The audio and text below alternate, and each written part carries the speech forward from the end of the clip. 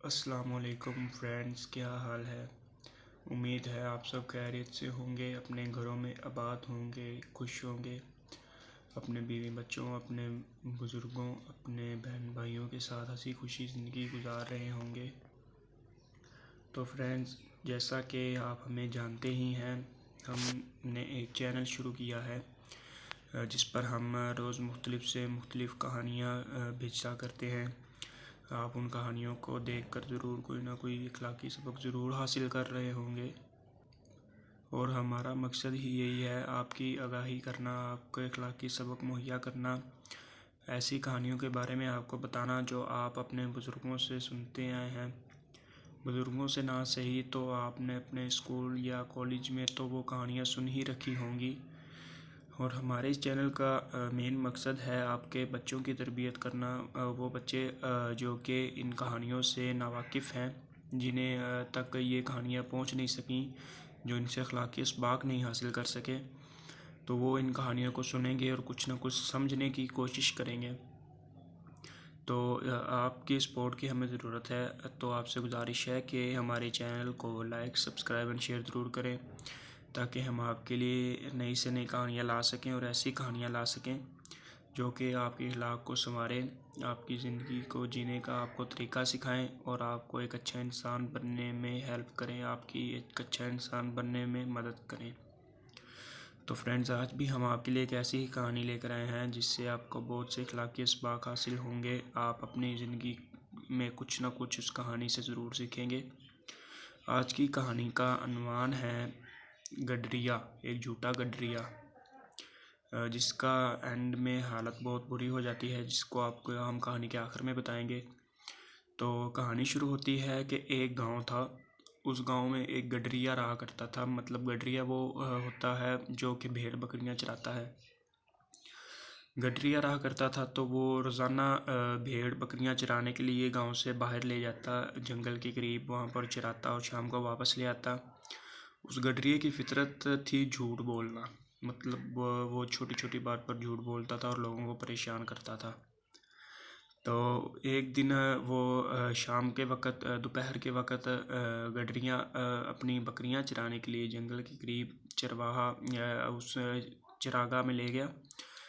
تو بکریاں چرا رہا تھا کہ اسے ایک شرارت سوچی، اس نے سوچا کہ کیوں نہ گاؤں والوں کو بیوقوف بنایا جائے۔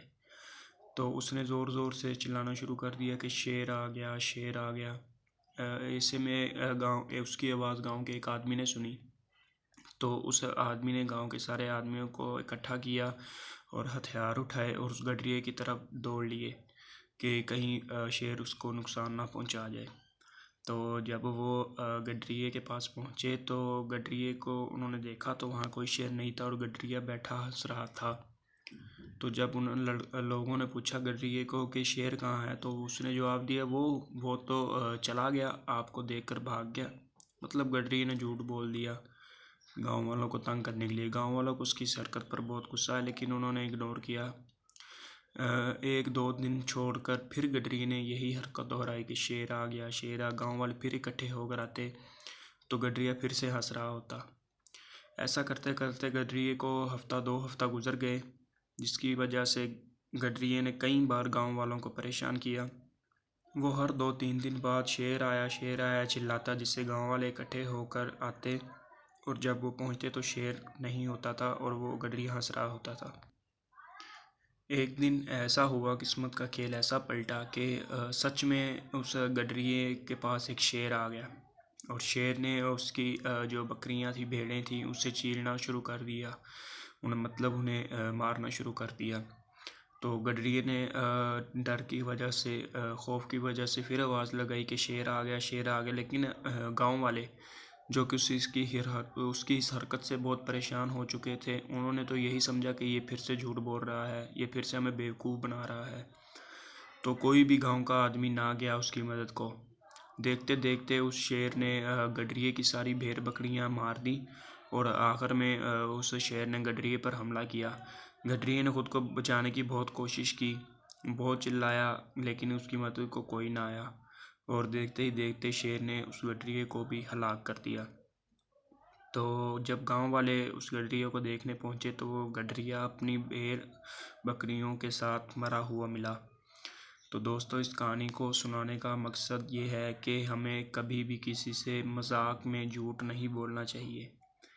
اگر ہم اس سے مسلسل جھوٹ بولیں گے تو ایک دن ایسا آئے گا کہ اسے جھوٹ سننے کی عادت ہو جائے گی، تو آپ جب اسے سچ بولیں گے تو اسے لگے گا کہ یہ جھوٹ ہی بول رہا ہے۔ جس طرح اس گڈریے نے جھوٹ بولا گاؤں والوں سے، شیر آیا، لیکن جب گاؤں والوں کو اس کا جھوٹ سننے کی عادت بن گئی تو جب اس نے سچ بولا کہ شیر واقعی میں آ گیا تو گاؤں والوں کو یہی لگا کہ یہ جھوٹ بول رہا ہے۔